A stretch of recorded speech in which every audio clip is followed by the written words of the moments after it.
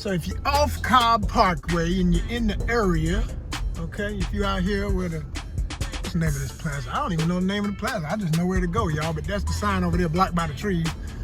Yeah. Let me see if I can see it. The Hermitage, something. Anyway, it's got the Marshalls, it's got Ross, it's got Michaels, it's got. That's what it's got. You see the bat signal. You see the bat signal. You see the bat signal. That's what time it is. We're about to roll up in here, y'all. In Cobb County, Metro ATL, where the Braves play. Okay, all right. Shout out to the Atlanta Braves. The Battery, the stadium over there where everybody knows to go to hang out. The spot. But this is the spot today. We rolling up in Titan Games and Comics, y'all.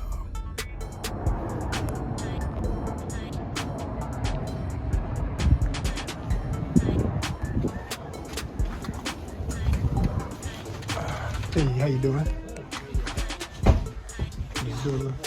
I've been in here before. I'm just taking a look. Ain't been in a while. Done a little quick video for my YouTube, so it'll give y'all some props. I'll go back to Titan on Riverdale, you know what I mean? Back when, is Chuck still even working? No, this is our only location. It's just me, Mike, Jay, Jason, and Katie. Wow. Yeah, the only one I ever knew was Chuck. That was like the first comic book shop I ever went in my life.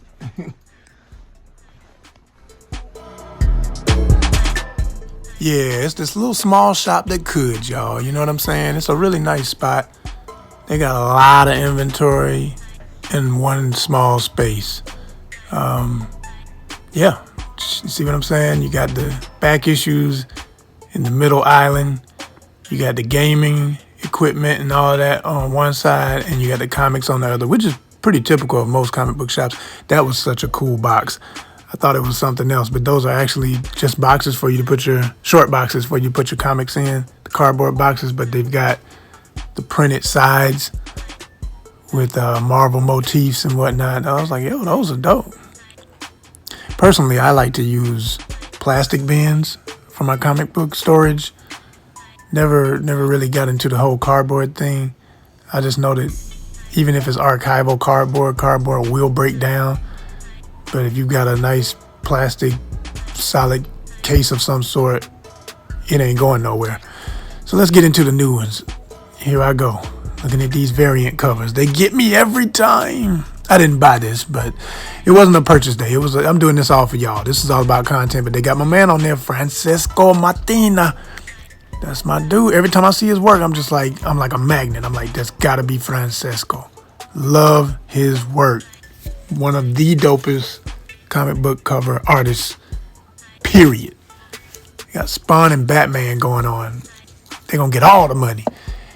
I don't know if it's still true, but did y'all know that Batman is the highest selling comic book in all of comicdom?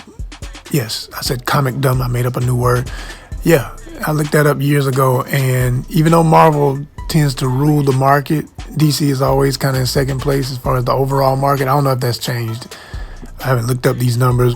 So check this out, y'all. A little quick side note. I looked up DC Direct, which is DC Comics' own distribution newsletter to comic book shops every month, and realized it's not a part of Diamond anymore. Diamond has always controlled the entire distribution network, but DC has gotten so big with some type of war they had with them, they left.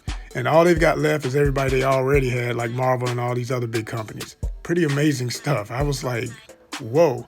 But you still see that in that other snippet I put up, the market is going to grow. It's expected to grow. So even when the price of comics is going up, people are buying more comics, apparently. I mean, my assumption is as expensive as comics are for somebody who can remember when they were 75 cents or $1, well, I guess $3.99 to some consumers is still better than, say, I don't know, a $60 video game, which we all still play video games and everything.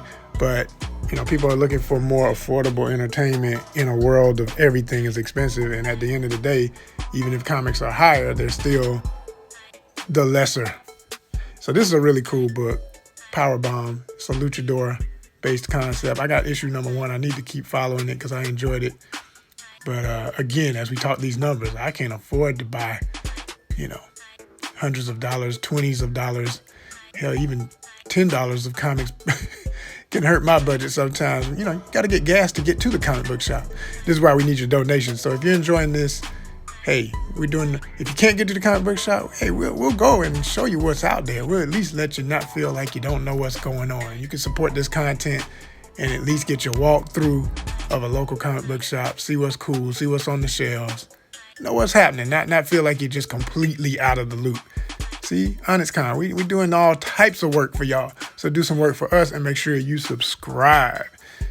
These are some dope covers. A lot of these books I wasn't even aware of or what they are. I just, if I see a cool cover, I pick it up, I check it out, see what it's talking about, And I have noticed a rise in the quality and the quantity of books available from the smaller companies, so to speak. It's almost to the point you can't even call them small anymore. I mean, some of these companies are starting to give Marvel and DC a run for their money. I mean, they're still at the top. They still rule the whole thing, but they're putting out books that, they every now and then, one of those other companies shows up in the top 10 of a month of sales, stuff like that. It's happening. Big shout out to, Dark Horse and Image, because they in particular have really become serious powerhouses. I mean, always were, but now they can really claim a great deal of the market. Even Valiant, that publishes Bloodshot. I'm looking forward to a Bloodshot movie again. I need a part 2. I need a follow-up. A lot of people didn't like that movie. I thought it was excellent. I think people completely slept on how good that movie was, considering all things. And, it came out literally, I'll never forget it. It was the last thing I saw in theaters before the shutdown of the pandemic in March 2020. So, yeah, shout out to Vin Diesel, shout out to Bloodshot. A lot of cool stuff on the shelves, y'all. These covers, I've been collecting that. That's a really good book, by the way. Blood Syndicate, Milestone, subsidiary of DC Comics. Focuses on diversity, really good stories, really great characters, Reborn. Enjoying that. Can't wait for the next issue. Avengers always killing it. Punisher is doing his thing. I don't know when I saw the new symbol on his chest, I don't know what's going on with Savage Avengers. So he's an Avenger now. There's a lot going on with Avengers and X-Men. I can't keep up. I literally go in the shop and just be like, okay, I don't know who's on whose team anymore. I don't know who's fighting who. But I like this artwork, period.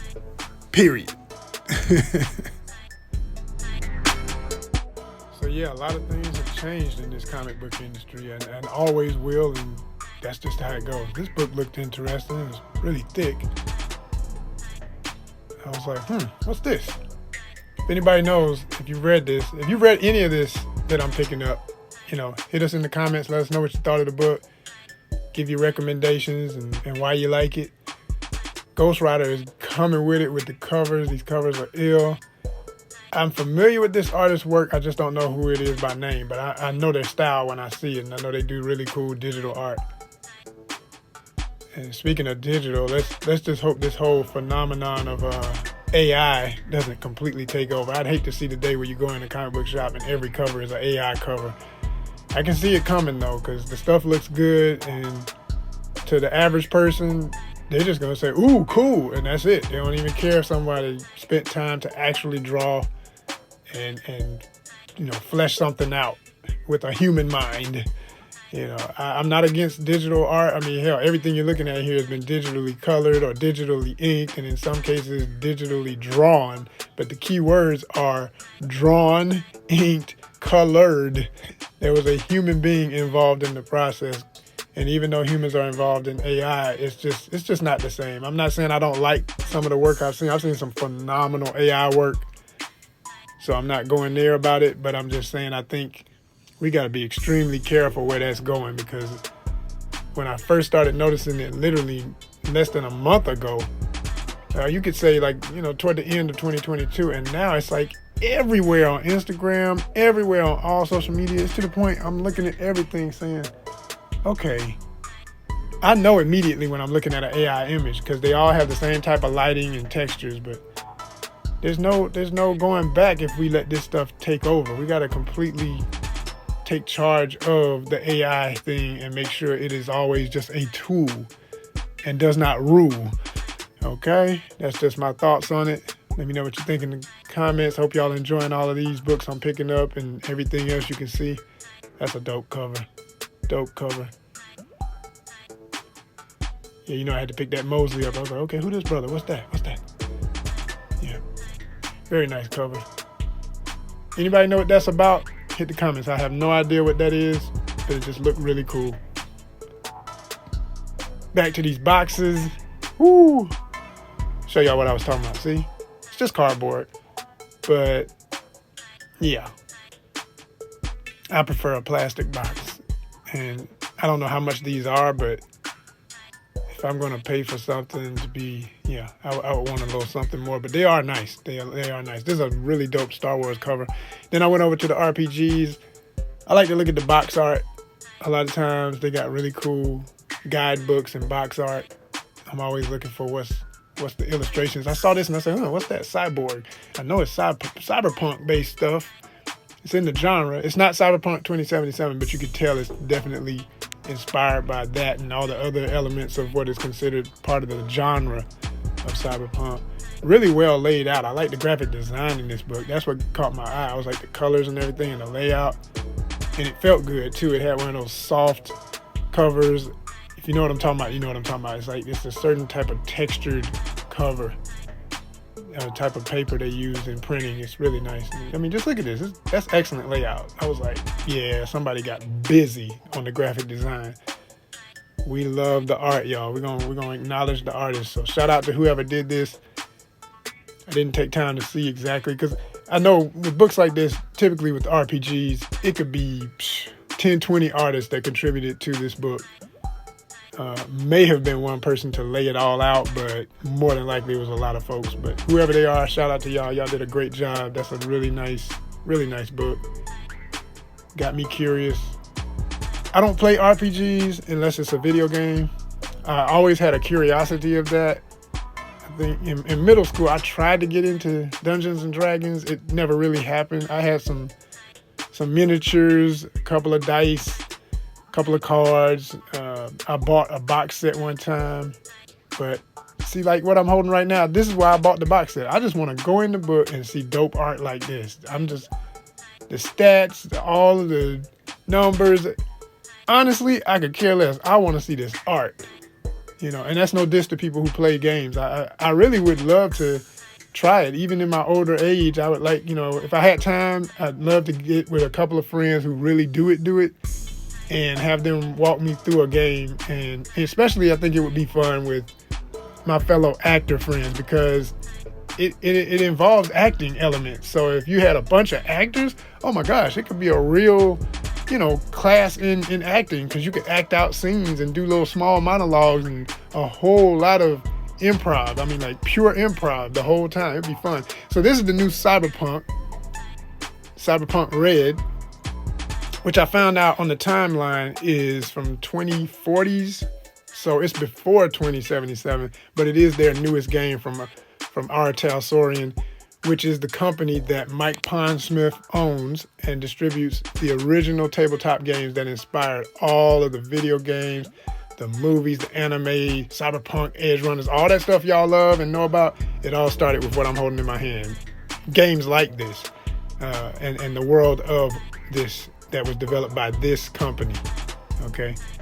And you'll see on the back that CD Projekt Red is directly involved now that they have interest in Talsorian because, they purchased the rights to a certain extent. So, certain elements of the video game and everything are probably part of this game. It got me really curious what's in this box. I'm like, If anybody's got the box set for Cyberpunk Red and you live in Atlanta, and maybe you want to do some content, hey, we might be able to put something together. That might be fun, but I'd love to see.